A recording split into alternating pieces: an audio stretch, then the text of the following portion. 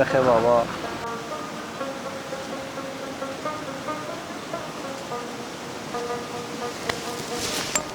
السلام علیکم. جور بخیر قضیان داداش. خوب هستی؟ خیرتی؟ خوب است. خیرتی؟ جور است. چی گپ باز؟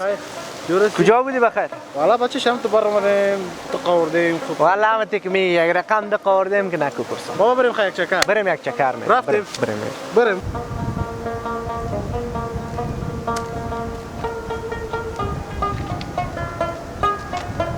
سلام علیکم مصطفی جان. جور بخیر. خوب هستی داداش؟ صحت خوب است. خیرتی؟ سیون جور است. حالا جان چه داری؟ صحتمند بخیر جان جور. جور هستیم بخیر. کجا بخیری رقم میرم کش کنیم؟ چکر بیادر. بچهش به قورده بریم یک چکر. خیلی بچهش ما هم همراهتان میرم.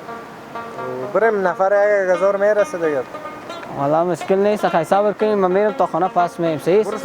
همینجا منتظرم باشین. برو صحیح منتظر تاست. آه ما پس منتظرم باشین. چی کنیم شاب بریم موسیقی یوره چی کنیم پیش رفیقا ما کم نه پیسه داره نه چیز داره. بیا میریم یک گمش کو بانشه. بیا که بریم بیادر. والا بریم شاب.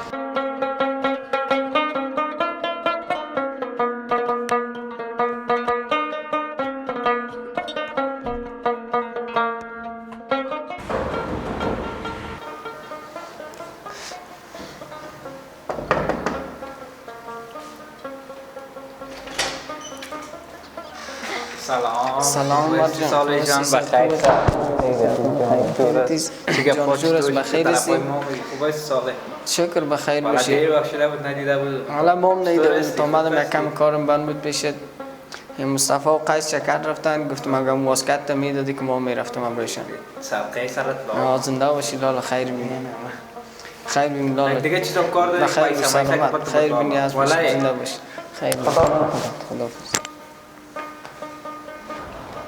کجا بخیر ساله جان؟ خوب هستی؟ آره جان صحت خوب است. بخیر صحت من خیلی خیرتی. بخیر هستی؟ باش میره که مصطفی قیس گفته بودن چکر میریم امروزشان برو. اونا رفتن. چی میگی؟ بله. همیاله. همین چند دقیقه پیشتر رفتن. نه خود رفته باشه. رفتن. خب خیر. پناه به خدا. خدا.